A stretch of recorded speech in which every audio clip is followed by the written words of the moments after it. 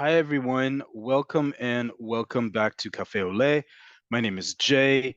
Here at Cafe Oleh with Nefesh B'Nefesh, we go over the everyday Hebrew you need here in Israel to succeed, whether that's reading and paying your utility bills, going grocery shopping and reading nutritional labels, keeping up with the news, striking up a conversation on any topic from flirting and dating to job interviewing to lodging a complaint, all the everyday things you do with your native language or several languages you perhaps already know in your country of origin, but here in Israel in modern Hebrew. As always, we want to hear from you what topics you'd like us to cover. If you're joining us live on Zoom, you can always write to us in the chat with any questions, comments, concerns, requests, etc. that you'd like us to have a look at. You can also email us at hebrew@nbn.org.il. That's HEBREW, in case there were any questions, at nbn.org.il. You can also see all of our previous lessons up on youtube.com. Just go to youtube.com, as I just said. Type in Cafe Oleh or Nefesh B'Nefesh. You'll see a playlist of all of our previous lessons. You can watch them at your convenience, on demand whenever you'd like, along with the vocabulary spreadsheet that goes with them. You can also subscribe to either the playlist or Nefesh B'Nefesh, and you'll get an update every time a new class is uploaded. Today, sorry, just one second. Also, one last piece of housekeeping. If you are here in Israel and unfortunately the air raid siren goes off, please find adequate shelter with the amount of time based on where you are in the country, and please stay there for 10 minutes. Class will resume whether I need to find shelter or if you do. That's the reason why our classes are also on YouTube up there on demand. So if you need to step away for whatever reason, especially in Israel, your safety is more important than learning Hebrew. That may not feel like it at the time, but it absolutely is. And don't worry, we'll resume class right where we finished, and we'll always be here for you. But please seek shelter if you need to. Hope you are all having a Chanukah Sameach. As you remember, last week we talked about getting ready for Chanukah. We're already in the middle of it right now. Tonight in Israel and around the world will be the 5th candle to be lit. And we talked about this last week, but certainly, now day 60, I believe we're 66 into the war. We are all looking for both clarity and points of light to guide us, to get us a little bit more illuminated in these otherwise dark times. A holiday like Hanukkah helps. And so today's vocabulary lesson is exactly that. It's looking at words that we use in everyday Hebrew, in the most mundane of situations, in business situations, in social situations that correspond to notions of light and about clarity. We're going to talk a lot about words today that have to do with clarity. Israelis, as many of you know, whether you are native born or an immigrant like many of us on this call, we like to speak in certainties. Even if we're not entirely sure ourselves, the way we project outwardly is all about confidence and, oh, of course I know this to be true, and things like that. This class isn't necessarily going to be how to do that. I teach that in-person class, and God willing, soon we're going to resume our in-person classes with Nefesh B'Nefesh. Instead, I'm going to give you the vocabulary that we use to show both clarity and a little bit of light and shedding light on what we're talking about in everyday life. And you'll see how they correspond. And we're also going to do something slightly different. I'm going to show you in just a second. So let me pull up the vocabulary list for today. As always, you are welcome to screenshot this, old school pen and paper. I fondly remember when many people, not necessarily people on this specific call, but in previous ones would say, Jay, you're going too fast, show the things. And I was thinking to myself, I remember not so long ago being in school setting and barely anything was written on the board and I was required to take notes. You are getting a copy of this spreadsheet as a PDF.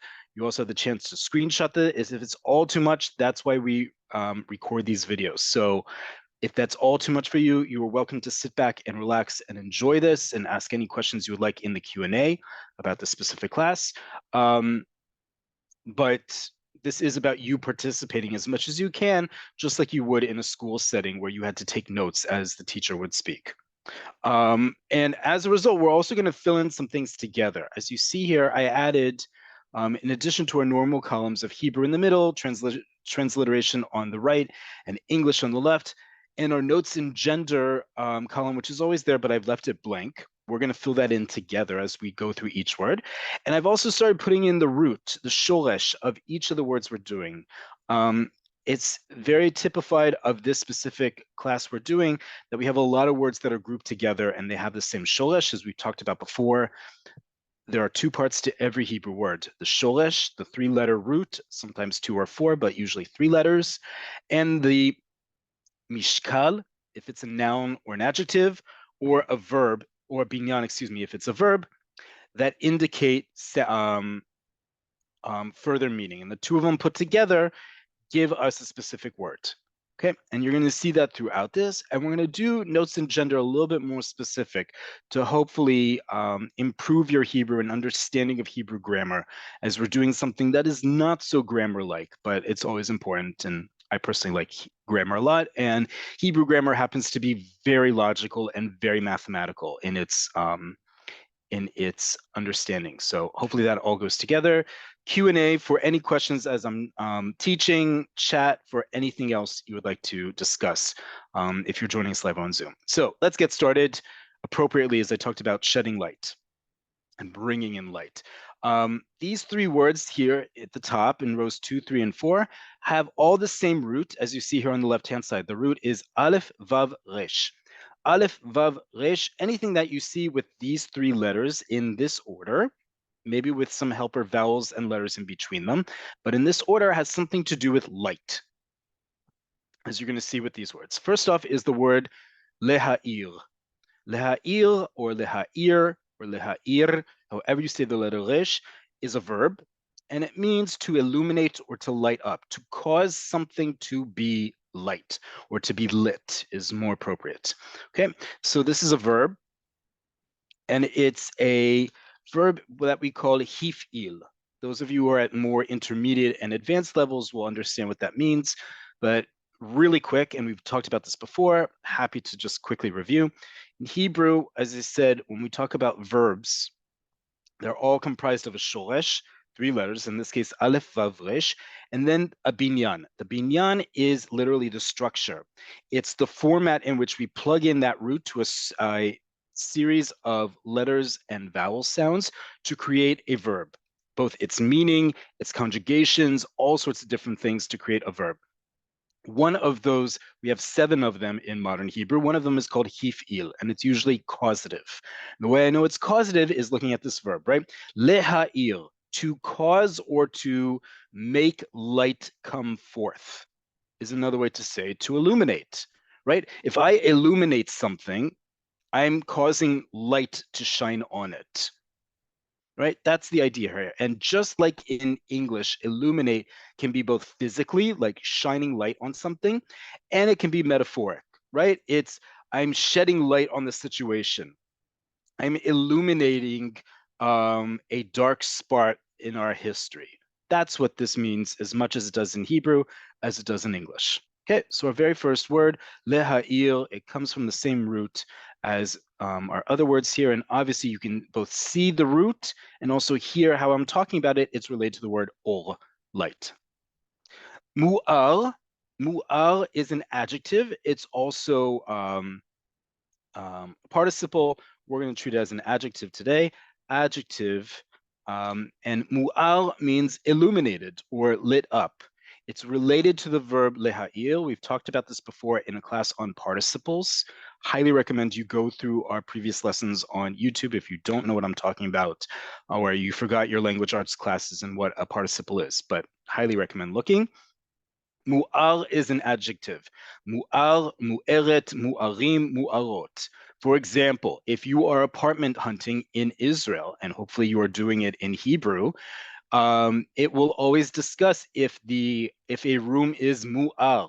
And if a room is mu'ar, that means it has natural sunlight, right? So salon mu'ar means that your salon, your living room, is mu'ar. It's lit up, meaning it has natural sunlight. That's typically what this word means, okay?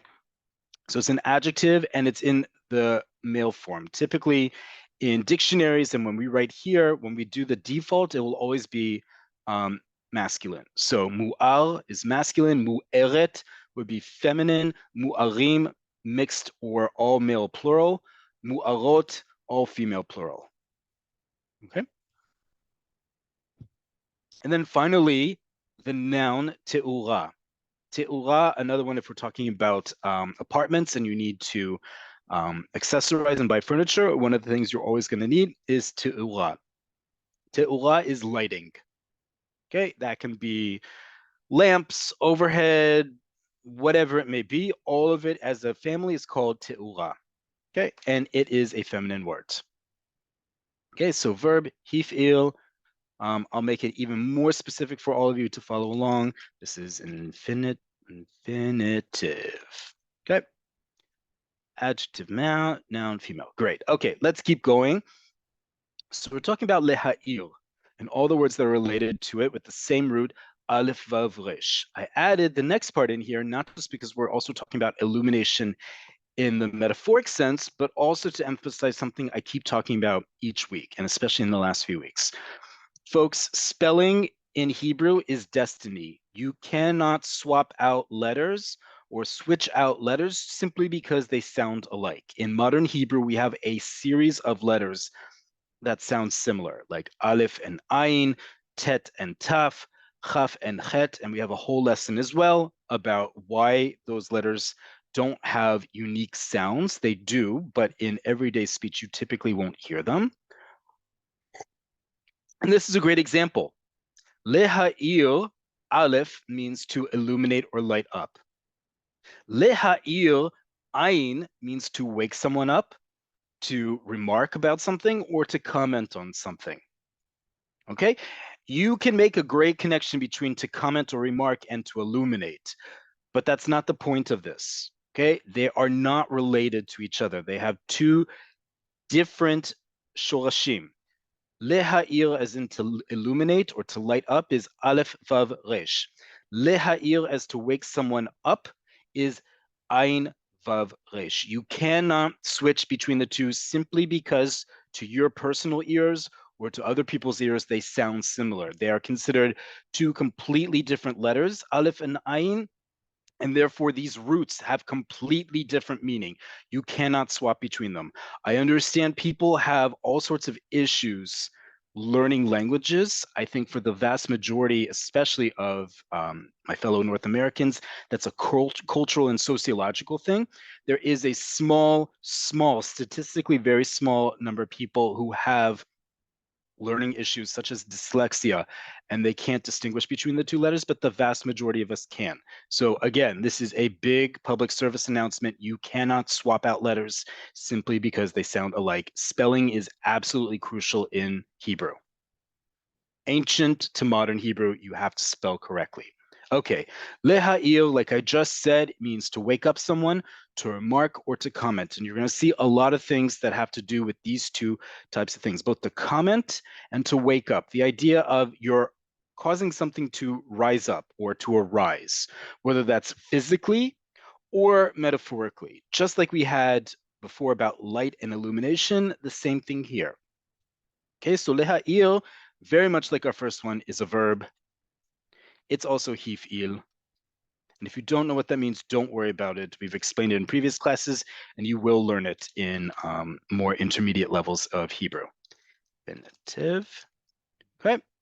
From the verb leha'il, we get the noun he'ara. He'ara is a comment or a remark. Okay. One comment or a remark is a he'ara. Multiple ones are he'arot. Okay, so this is a noun, feminine. Okay, a word that you probably heard before was the name of a film from several years ago, but it's also important when we're talking about learning and reading as well, is he'arot shulaim. He'arot, we just said, are comments or remarks. Shulaim are the edges. This is the term that we use, for example, the shoulder strips on a road or a highway. Shulaim are also the edges of things. Or when we're talking about being on a computer right now or on some sort of electronic thing, the margins. right? It's the margins. So a remark in the margins, this is again a compound word which we talked about several weeks ago. It's two nouns put together to create something new. He'arot shulaim are footnotes. Okay, so this is a noun, female, plural. He'arot shulaim, footnotes. One footnote, he'arat shulaim. There are typically, you don't usually have one footnote, you usually have a couple, but it's he'arat shulaim is one footnote. He'arot shulaim are footnotes. The idea being it's a note in the margins, right? Whether it's at the top, usually at the bottom rather, usually not on the sides, although if you are familiar with things like a page of Talmud, you'll know there are he'arot shulaim in the margins on the sides as well as at the bottom. Okay. From our same verb, that same root, the same root, but also related to the verb leha'il, we have le'orer. Le'orer also means to wake someone up. It can also mean to arouse or to spur, right? To arise in someone something, a feeling or a notion or a belief. That's how we use this verb. You'll also see this verb used a lot in everyday language. For example, ta'am me'orer, an arousing or an awakening taste. You'll often see, for example, coffee described as me'orer, right? Coffee arouses or wakes someone up. Usually the thing that is the subject of a sentence with the verb le'orer is an object. For example, coffee. Versus leha'ir is usually a person, to wake up someone else.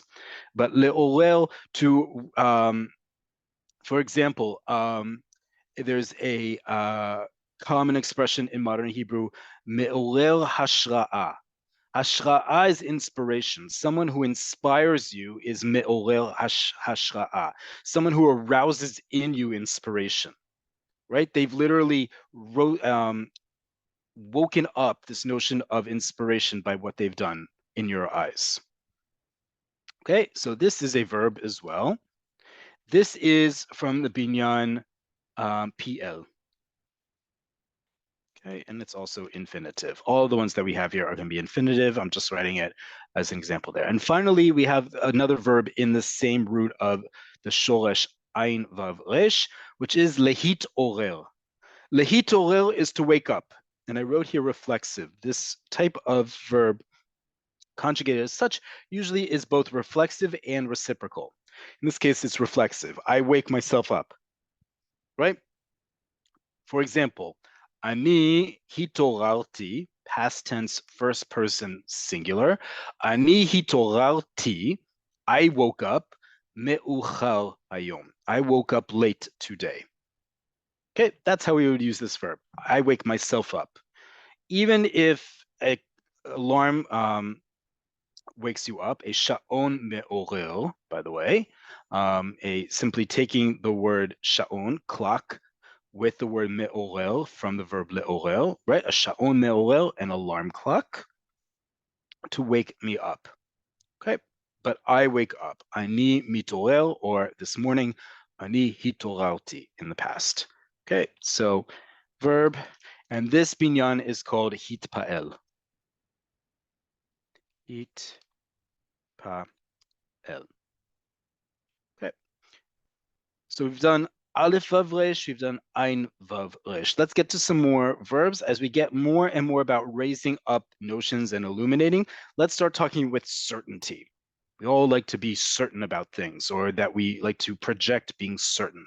And that's what you're going to see in a lot of these words coming up here. And these words, again, you are going to hear all the time, whether you're watching the news, you're having a conversation on the street, or at home, or at work, you're going to hear these words all the time.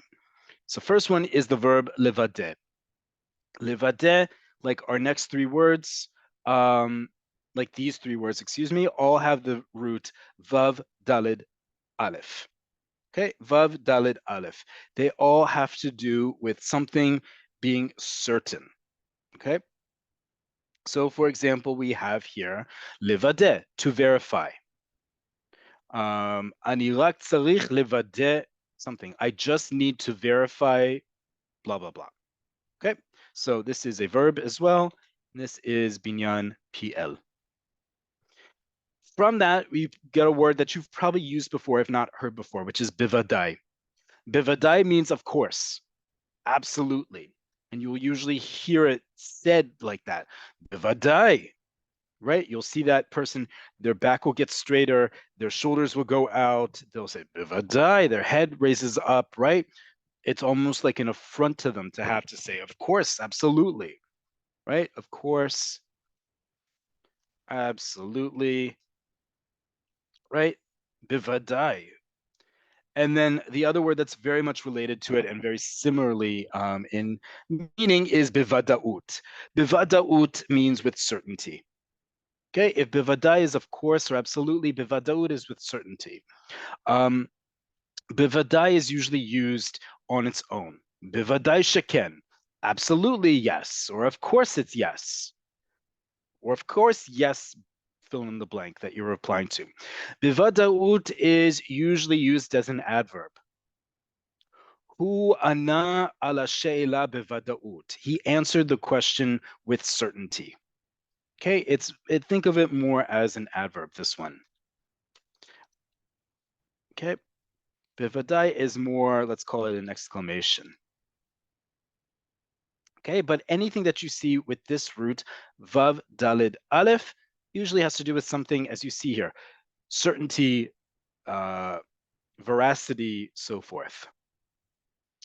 Going back to the connection, as I said at the beginning of class, between light and certainty, we have this root. So just like we had the verb leha'il, which means to illuminate, both physically and metaphorically, we have the verb lehavhir. Lehavhir has the shoresh of bet he resh, and bet he resh has something to do with clarity, meaning clarity in terms of light. It also has to do with the term brilliance. But in here, it's to clarify, lehavhir. Okay, it's a verb from binyan hif il, and it's to clarify as in to not necessarily to, you'll see this, for example, in the news quite a lot, especially during this war. The verb lehavhir and its verbal noun, havhara, clarification. So if lehavhir is to clarify, the act of clarifying is clarification, havhara. Verb, excuse me, verb. This is noun, feminine. Okay, clarification. You'll usually see these two words in the context of someone said something and then a few hours later they have to clarify it, right? So it's something that usually someone has to clarify about themselves or about something that someone did in relation to them. It's not, in other words, there's a context and there's an immediate context in using this verb. We don't use this, and you're going to see in a second another verb that has to do with clarification. But when we use lehavhir and lehavhara, it's about clarifying something in its immediate context. Okay. As opposed to this verb that, again, we use to clarify, to talk in certainty. And all these words in the next section have the root bet resh resh. For example, levarer, levarer, levarer, levarer, however you say the letter resh, means to find out or to clarify. As opposed to lehavhir, which is to clarify something I've said or I've done, levarer is to clear something up in the sense of, I don't know about this, I need to check on this, or I need to find out more about this. I haven't done anything yet, and maybe no one's done anything in my immediate vicinity, but you've raised an issue, let me go find out about it. That's how we use the verb levarer. Okay, levarer is a verb, and it's PL. Okay, by the way, again, intermediate level, you'll understand all the different meanings of these binyanim, but they're also clues to how to conjugate the verb. It's the reason why when we go through these vocabulary, I don't write out a whole conjugation table for each lesson, for each verb. First off, there are great resources for this. We've gone over the website pe'alim.com many times. Please don't ask me to write it again, not just because we've tagged it in our previous lessons, but it's simply pealim.com. Plug in any verb, you'll get its full conjugation online for free. They're also in most dictionaries, print dictionaries, they'll have a whole conjugation table in the back as well. And that's where these terms like PL and hif'il will come into play in helping you conjugate. Okay, if livarer means to find out or to clarify, then related to it is the verb lehit barer. Okay, so understand there's a connection between verbs that are PL, like livarer, excuse me, and verbs that are hit pa'el. Okay, won't go into them entirely today. We've gone through them in the past, but just recognize there's a connection between the two, at the very least because of their meanings. So if livarer means to find out or to clarify, lehit barer means to get or become clarified. And this, by the way, is typical of all verbs in hit pa'el. They can often be translated into English as to get or become something. Okay? So in this case, lehit barer. And you'll hear this verb also used as a as both a participle and as a verb. Mitbarer she. It's become clear that something something. Okay? Mitbarer she יהיו עוד תקיפות הערב. Keeping up with the news right now, right? It's becoming clear that there will be further attacks this evening, meaning military attacks or anything of the kind, right? That's how we use this verb, להתברר. And notice, again, its connection in meaning to לברר, to find out or to clarify, להתברר, to get or become clarified. Related to these verbs is the word berur, or berur. Berur is a clarification or an inquiry. It can also be translated as an investigation, but it's to make something, our next word. This word I'm sure you've heard before, which is barur. Barur, barur, barur means clear, or we use it in everyday language to mean obviously. If someone says something to me and I want to reply in my good American nature, 1990s childhood as saying duh, this is that word, barul, obviously, or it's clear that's the case, right? That's what barul means. Adjective, male, and berul is a noun, male, okay? So you have a berul, a clarification inquiry, in order to make something more barul, clear. Berul, barul. Related to those words is another one, brera. Brera is a choice or an option, right? Among the things you need to clear up are your specific choices here. You've probably heard the expression en brera. Okay, en brera means that I have no choice, or there is no other option. That's what brera means. Okay, brera is a noun, feminine. And finally, in our root about being specific or certain, this is definitely people who are this are very much certain about their tastes and choices. A bareran. Bareran is someone who is choosy or picky. You'll usually hear this word in the context of someone who is a picky eater, that they are a bareran. Okay, bareran, bareranit, bareranim, bareranot. But a bareran is a male picky person. Bareranit is a female who's picky. Okay, now masculine. Okay. Three words that also have to do with certainty. You'll hear these used all the time. They have they come from three different shorashim, but I lumped them all together because they all are in that same place of certainty. Okay, and clarity of thought and opinion. So first one is one that if you watch the news, regardless if it's now or last year, whenever, you'll hear this word be used by panelists all the time, or this expression, chad mashma'i. Chad mashma'i, and you'll hear that said like that. It'll be a reply to something, and they'll simply say chad mashma'i. With unequivocally is how you would translate this. And it's comprised of two words together, chad and mashma'i. Chad, we've talked about before. Chad, many of you already know what this word means before I even have to explain it. What's one of our biggest holidays in the Jewish calendar? Pesach. What's one of the classic songs we sing on Pesach? Chad Gadya. Anyone who knows that song and it's how long it is also knows it can be a bit of a tongue twister because it's not Hebrew, it's Aramaic. It's our closest living language to Hebrew.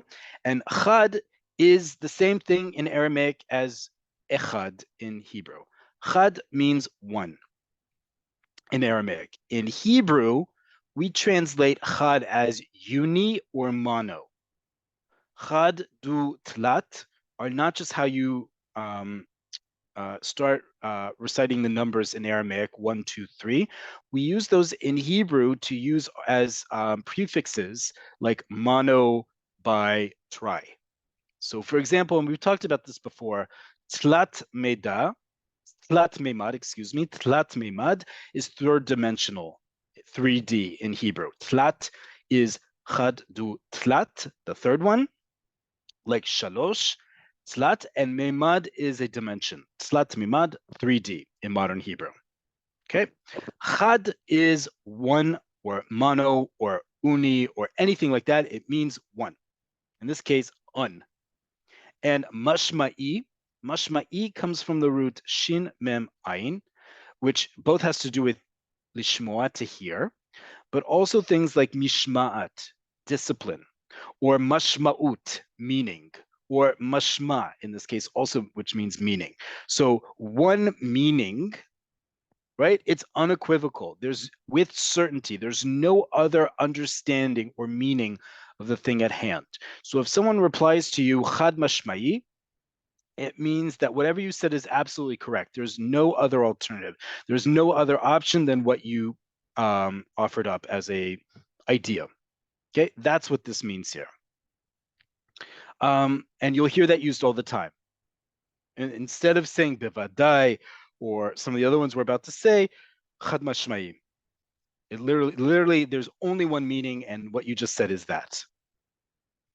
Another one that's a synonym of that is lilo safek. Lilo safek, without a doubt. Lilo is a synonym for the word bli, without. I know many of you know the word bli. Lilo is the same thing, it means without, or non or un as a prefix. And safek is a doubt. Samech pe kuf. Okay, from this we get words like speak, to have enough time for, or safek, doubt. Okay, lelo safek, without a doubt. And then finally, in the same category of words that we use with certainty, when we reply to people either saying chad mashma'i, absolutely, unequivocally so, or lilo safek, without a doubt, we have the word behechlet. Behechlet is absolutely, or more importantly, decisively. Decisively so. Why do I say decisively? Because this root, chet lamed tet, gives us the verb lehachlit, to decide, and hachlata, a decision. So from that same one, we get the word decisively, an adverb. Okay? An adverb that tells us absolutely, without a doubt, or absolutely, unequivocally. These are all synonyms of the same thing, to display, to demonstrate clarity, and to demonstrate certainty over a specific topic. Okay? And finally, before I take your questions, as I see we have a couple in the Q&A, the root bet tet chet.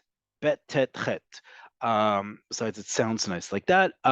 This one also has to do with certainty and clarity, because we have expressions, for example, like betach sheken. Betach sheken. Of course, that's the case.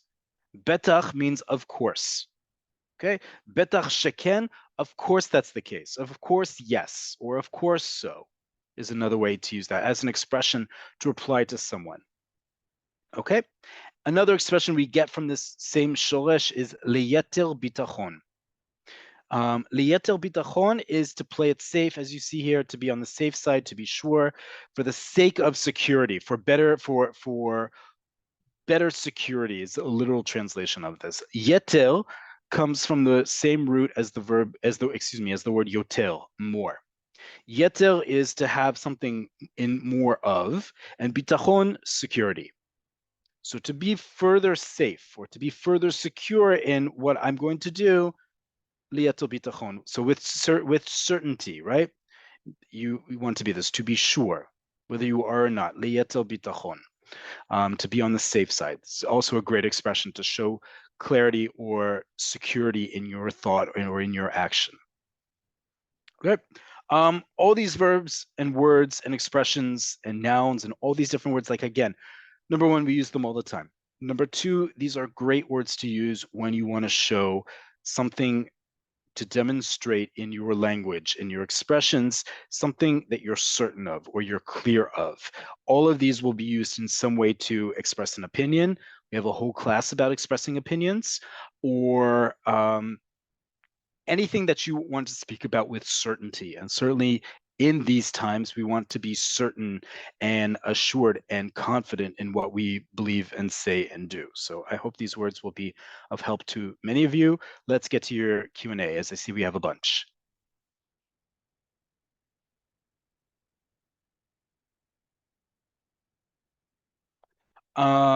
I get confused because a skin doctor is a doctor of Ol, Ein, Vav, Resh. Is there a difference between the root for skin and that for to wake up? It's a happy coincidence. The word for Ol, skin, right, is Ein, Vav, Resh, Ol. It's a happy coincidence. If you'd like to make a connection, I leave that to you.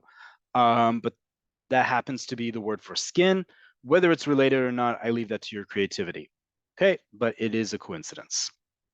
How do you conjugate leha'il? I need to know which one, right? Because I said there's two verbs here, leha'il, and when you transliterate into English, they look exactly the same.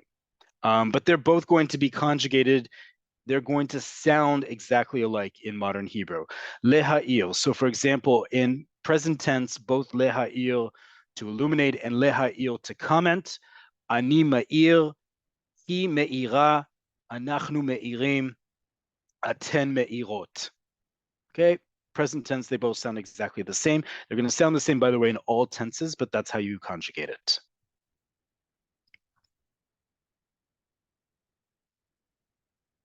Can you say an ayin in the Sephardic guttural way? I actually can because I learned Arabic.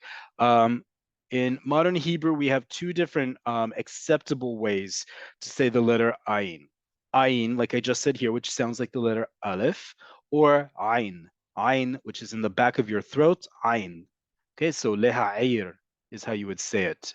I do it a little bit more exaggerated, but such as life. But leha'ir is also perfectly all right. You don't have to say the ayin sound like that in modern Hebrew. Both are accepted and understood, more importantly. What is the relation between city and comment in Hebrew? Ir is a city, ayin yud resh, and comment is he'ara, he ayin resh he. Ir looks like this. Okay. Iria looks like this. Again, this is one of those happy coincidences. There might be a connection, but I think it's a happy coincidence. But more importantly, I'm glad you're seeing patterns. Patterns are a really important way of how we learn languages. We often memorize things and then see how they relate to one another. So I'm really glad you're all seeing patterns here, whether you're relating it to the word for skin, and the letters that make up this shoresh, or the word for city. I'm glad you're seeing that. I don't think there's a direct connection between them other than what our creativity can come up with, but it's good that you're seeing patterns here.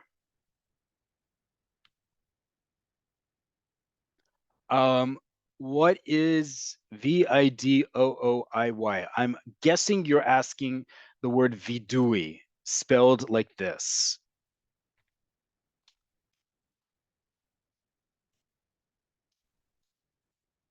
Oh, if I can get it.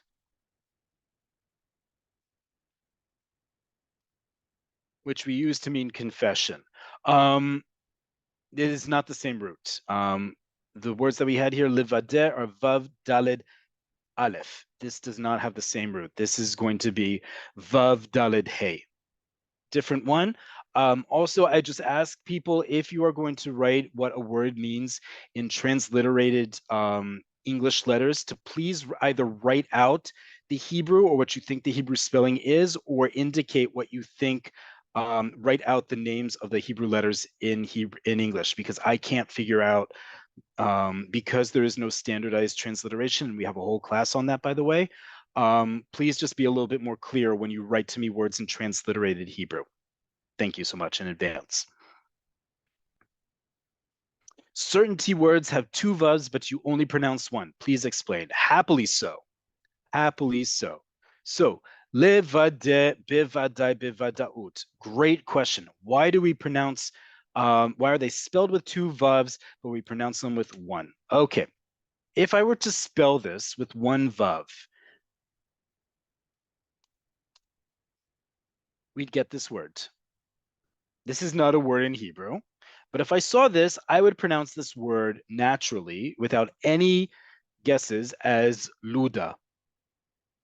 There is no such word as luda, and I would get the meaning and context completely wrong. In modern Hebrew, we double up letters like this to ensure that you pronounce it correctly so that something like luda doesn't happen. I did for all of you, because many of you are at introductory level, as we say in Hebrew, ani pinakti etchem. I spoiled you. I gave you a little bit extra here. Because according to the rules of spelling in modern Hebrew, when you include the nikud, the dots and the bars that indicate vowel sounds, you don't need this one. You don't need this. This is called in Hebrew ema kriya. We have a whole lesson about ema kriya and spelling rules in Hebrew, and that in proper modern Hebrew, it would look like that. If you are writing out the nikud, the dots and the bar indicate vowel sounds. If I was not, then I would have to include, I would have to include a vav here. Okay, the vav indicates that it is not a vowel, rather a consonant. So you have to write livadeh. Okay, you just absolutely have to. There's no other choice here, livadeh. Okay, and that goes the same for bivadai, bivadaut, to make sure that you're pronouncing it correctly. I gave you both because I'm just that generous. I gave you both the double letter and the nikud here. If I was writing this in everyday Hebrew like I do, which is without vowels, like all native Hebrew speakers do, and soon, one day, all of you will on this call as well, all 135 of you on this call, you will be able to write this and know you have to write two vavs to ensure that it's a v sound, livade, instead of that word that I wrote that doesn't mean anything because it doesn't exist. Great question. Is bivadai interchangeable with betach? Yes, they're absolutely the same. These are all synonyms. Bivadai, as we said here, of course, or absolutely. Betach, or betach sheken, or bechlet, or lelo safek, chad mashmei. These are all synonyms. Really good synonyms to have with each other. They have slightly different meanings, but in everyday conversation, you can use any of these to show certainty, absolutely, conclusively, any of those adverbial words that we have in English.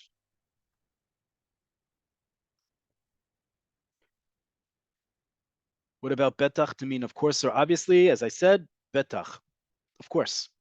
As I wrote here, betach sheken is a longer expression. You can simply just say betach, of course.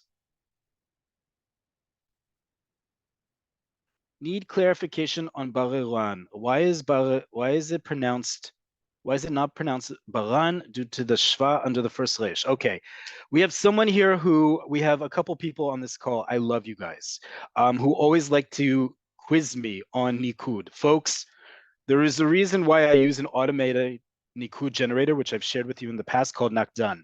We don't use nikud in everyday modern Hebrew, and the rules of it are so complicated, no one learns them. No one. Okay, so bareran is how it's spelled and pronounced. This is what the automatic nikud generator provided. I'm not going to go any further than that because it's simply not necessary, both for the level of many people on this call and for everyday use. We don't need to go into the nuance of nikud. It is very complicated.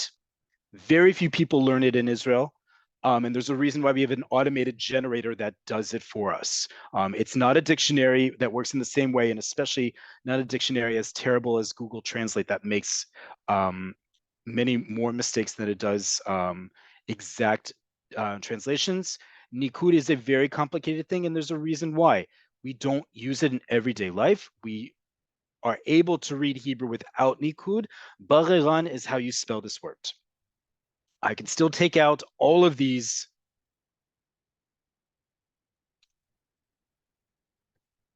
all the Nikud, and I would still know that's Bareran. There's no other, they're knowing how Hebrew works. We've talked about the structure of words and how I can guess how to pronounce a word. Even if I don't know the Nikud, I would know that that's Bareran, and that's how you spell it. Okay, I appreciate you all challenging me, but that is one that is definitely a red line for me. I don't go into Nikud rules because it is far too complicated for myself, let alone for us on this call. For the expression chad mashma'i, please make sure it's chad mashma'i. Is it related to the word mamash for of course or really? No. No. Again, folks, this is the reason why I start putting in the shoresh here. And thank you for asking this question so I can further again show that. Again, the root of chad mashma'i, that's how you pronounce it. Chad mashma'i. Mashma'i comes from the root shin mem ayin. It has nothing to do with the word mamash.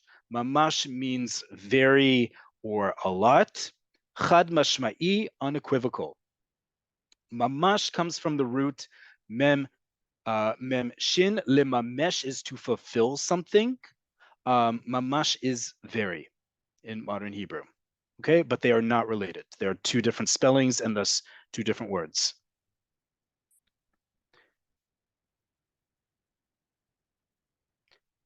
Someone else asking about the two vowels. I hope I clarified that already and why we have two vowels when especially we do not include nikud in everyday spelling. How do you say I am confident? That's a great question. There is no way, one way to say that. One way, first off, the way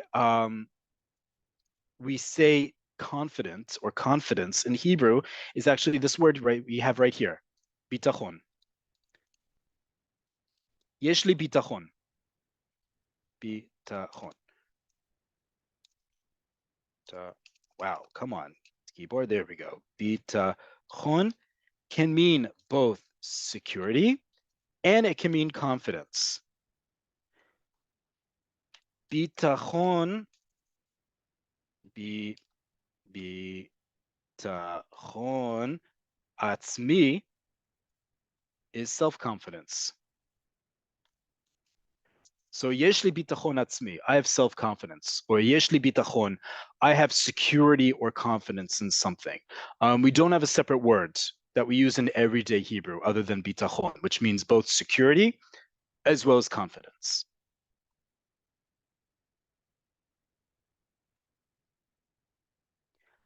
Is the lehit used in today's class related to the word lehitraot? Great question. So again, this is why it's good that you're all picking up on patterns. For example, the verbs from hitpael, right? Like lehit barer. You hear in the word lehit barer as opposed to livarer. Lehit at the beginning of a word, of a verb, is typical of verbs in this binyan called hitpael. All the verbs you know, excuse me, the names of these binyanim are clues to how they're conjugated. Particularly past tense, first person, third person, singular. He did something. Hitpael. All the verbs in this category, in this family, are going to conjugate with hit, followed by the at the shoresh. Okay, so lehitraot is to see one another. That is the verb that we use when we say lehitraot to someone. We are literally using the infinitive verb to see one another. It's implied that we should see one another soon, but lehitraot simply means to see one another. Okay, lehit is slang. It's a shortened form of the word lehitraot, but it is related to what we've been talking about today because lehitraot is a verb in hitpael. Okay, to see one another, that reciprocal action that I talked about being part of hitpael. But so yes, they're absolutely related. Good for catching that pattern there.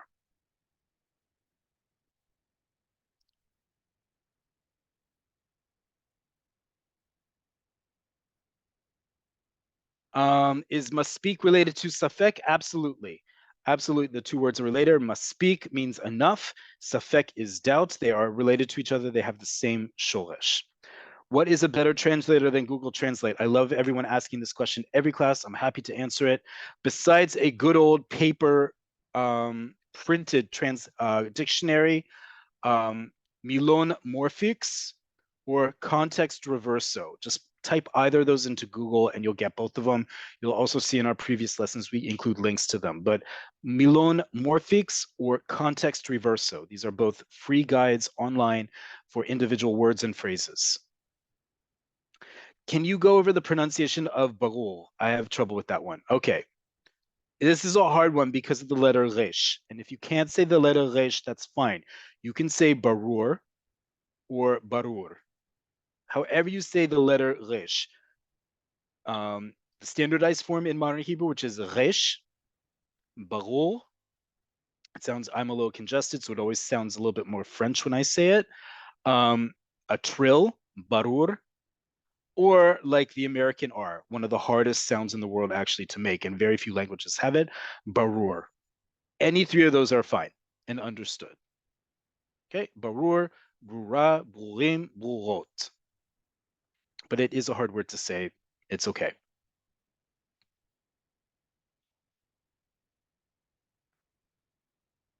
Um,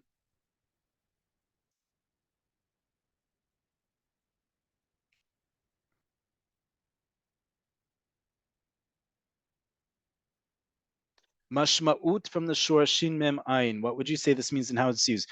Mashma'ut is meaning. It simply means meaning. Just like mashma also means meaning. But in everyday Hebrew, we're going to use the word mashma'ut for meaning. Okay. Isn't the word bitachon used for being sure that God will do what we hope, pray for? If you're observant and believe in God, by absolutely you can use bitachon in that respect. Bitachon again means security and confidence. You can have security and confidence in whatever you want under the sun, folks. That can be God. That can be God and someone or something else. That's up to you. But we use it in all different contexts in terms of security and confidence. Misrad HaBitachon is our defense ministry. It literally translates as the Ministry of Security, but we translate it as the defense ministry. Sar HaBitachon or Sarat HaBitachon is the defense minister.